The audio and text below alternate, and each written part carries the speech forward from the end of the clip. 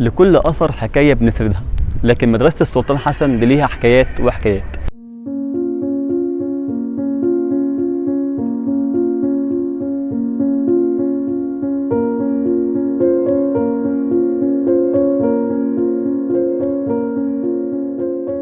لا يعرف في بلاد الإسلام معبدا من معابد المسلمين يحاكي هذا الجامع وقبته. ده كان كلام شيخ المؤرخين تقي الدين المقريزي عن مدرسة السلطان حسن.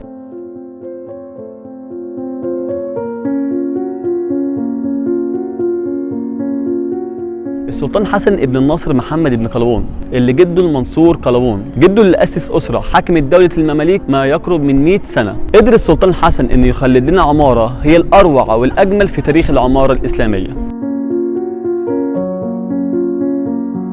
المدرسة العظيمة دي اللي قال عليها السلطان حسن: لولا أن يقال أن سلطان مصر عجز عن إتمام بنائه لتركت هذا المسجد لكثرة ما أنفق عليه. وده واضح جدا من عظمة البناء اللي احنا شايفينه. تقع المدرسة بالقرب من قلعة صلاح الدين، واللي كان فيها مقر الحكم وإدارة شؤون الدولة وقتها. المدرسة قامت على أنقاض قصرين مهمين جدا في عصر والده الناصر محمد، وهم الأمير الطنبوغة المرداني والأمير يلبغة اليحيوي. يا رب عفوك ورضاك وحسن لقاك يا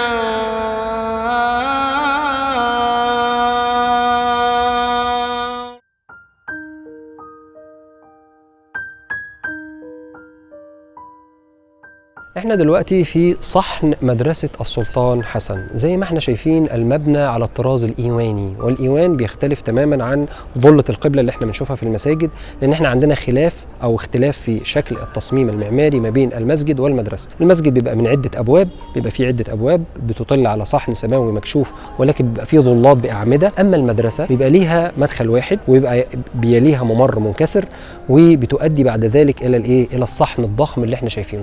الصحن ده يا جماعة مساحته 1100 متر. الإيوان الرئيسي اللي هو الإيوان القبلة ده عمقه 32 متر. استخدم في بناء هذا الإيوان إيوان خشبي، يعني حطوا الأول إيوان خشبي وبعدين رصوا من فوق الحجارة.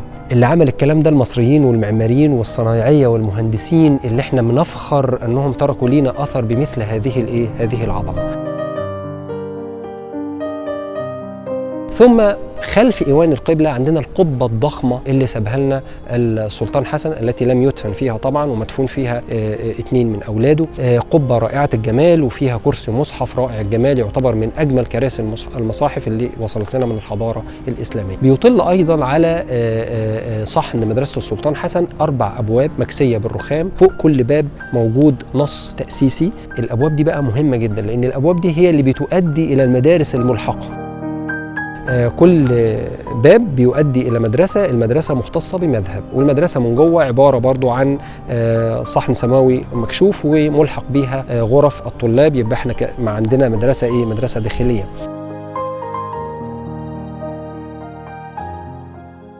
تضم المدرسة مدخل رائع جدا جدا ليس له مثيل في العمارة الإسلامية بالنسبة لضخامته وجماله واكتماله. ده بالنسبة كمان لبعض المقرنصات الجميلة جدا اللي ليها وظيفتين، وهي الوظيفة الأولى وظيفة معمارية ووظيفة زخرفية. الوظيفة طبعا الزخرفية هي الشكل الفني الجميل البديع اللي احنا بنشوفه طبعا، والوظيفة المعمارية هي عبارة عن انه بيحول المبنى من مستطيل الى منحنى. كمان احنا بنشوف على المدخل على اليمين وعلى الشمال حنيتين على هيئة محاريب للصلاة جمال جدا، وده طبعا لتخفيف الحمل في البناء.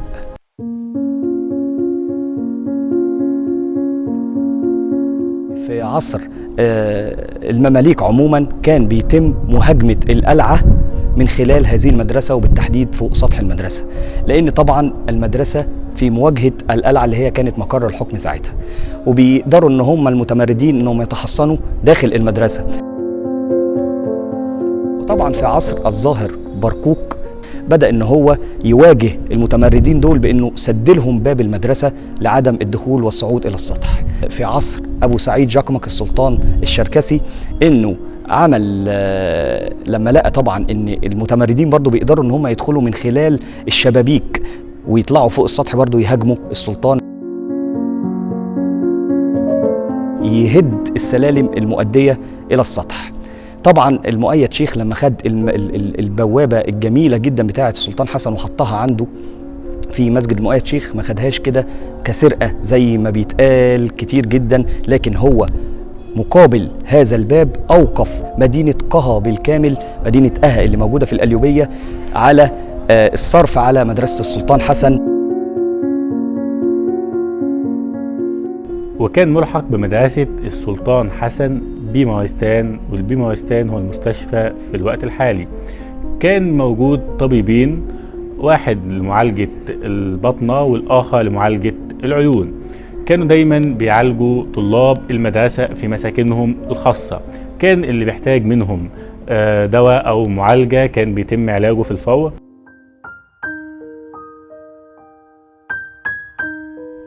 وكمان مدرسة السلطان حسن ما اقتصرتش على إنها ملحق بيها بمويستان، لا كمان كان ملحق بيها سبيل ومغسلة.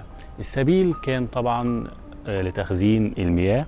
السبيل حاليا مندسة ولا يوجد له أي أثر.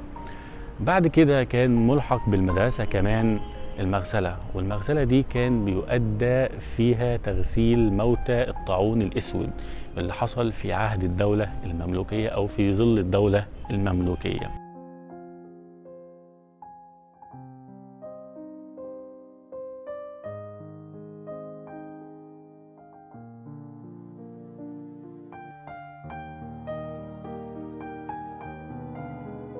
اللي بيميز برضو مدرسة السلطان حسن هو المدخل المنكسر الجميل اللي موجود فيها.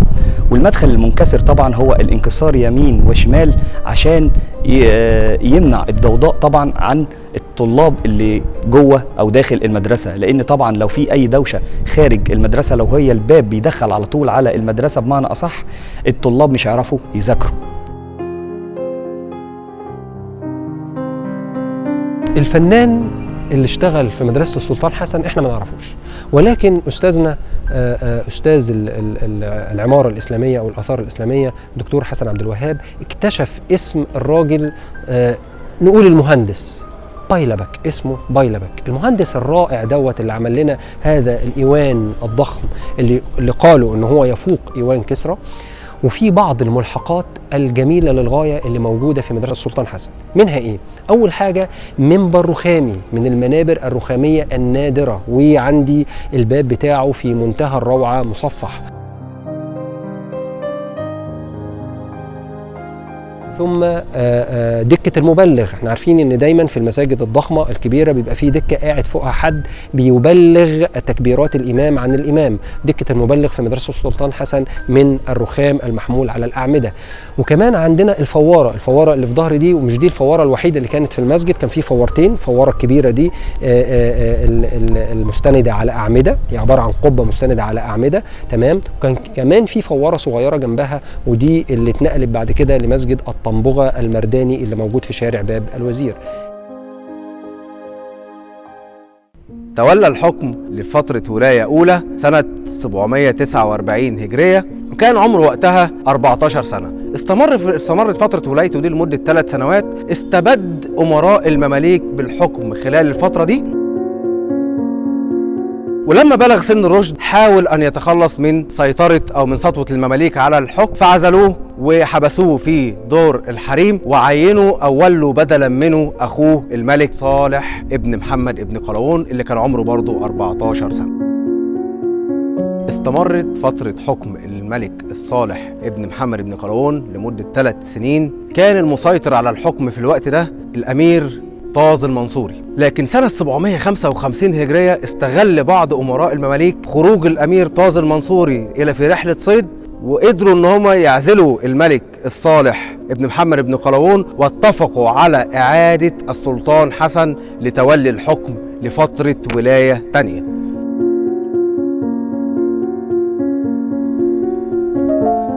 خلال فترة حكم السلطان حسن الثانية سيطر على الحكم 2 من كبار أمراء المماليك، هو الأمير شيخو العمري والأمير سرغطمش. الأمراء دول سيطروا على الحكم، ولكن سنة 758 هجرية قتل الأمير شيخو العمري، ثم تمكن السلطان حسن من إنهاء سطوة الأمير سرغطمش على الحكم لما قبض عليه ووضعه في سجن الإسكندرية، وتوفي في السجن الأمير سرغطمش. ومن الوقت ده دانت السيطرة للسلطان حسن. لكن في نهاية فترة حكمه بيحصل معاه موقف غريب جدا.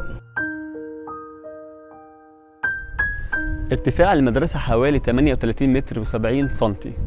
صحيح صدق المؤرخين لما قالوا عليه هرم العمارة الإسلامية ودرتها.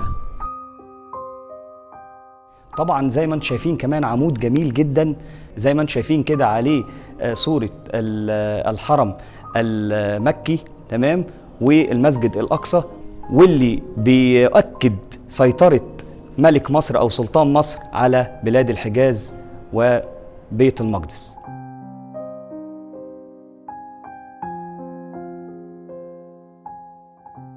السلطان حسن أوقف على هذه المدرسة الأوقاف ونظم عليها العمال، يعني كان مثلا فيها 32 مؤذن بيؤذنوا ويتوالوا على الأذان، كان فيها عدد كبير من الفراشين، كان في فراش مسؤول عن كل مدرسة، وكان في الوقفية كاملة وصلت لنا بطعام الطلاب وكسوتهم وغيره وغيره. فيبدو أن هذا الرجل أراد أن يخلد ذكره في التاريخ عن طريق العلم. ولكن من ضمن الحوادث التي حدثت في هذه المدرسة أن كان في مفروض كان هو كان هيبني 4 مآذن، فتم 3، ولكن المأذنة الثالثة سقطت للأسف على 300 طالب من طلاب الأيتام فأبطلها، يعني قال خلاص مش عايز المأذنة دي، وبنى مأذنتين اللي هم بيظهروا لنا، منهم المأذنة اللي في الضلع الشرقي، دي مثلا ارتفاعها حوالي 81 متر.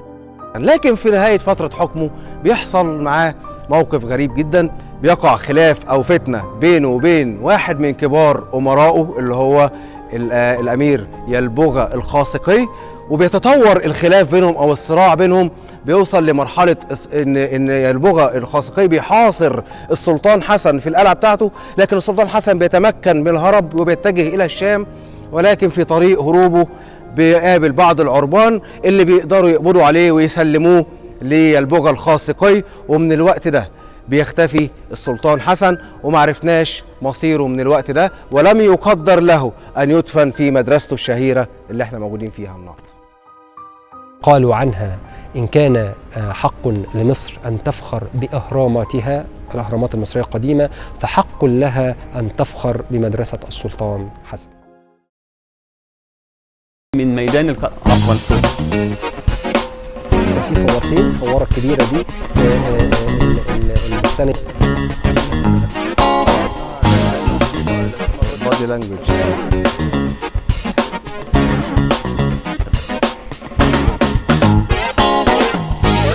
جيت اقول في 2000 وايه من مستطيل إلى كنت بشكر إلى حمي. طب أبدأ من تاني؟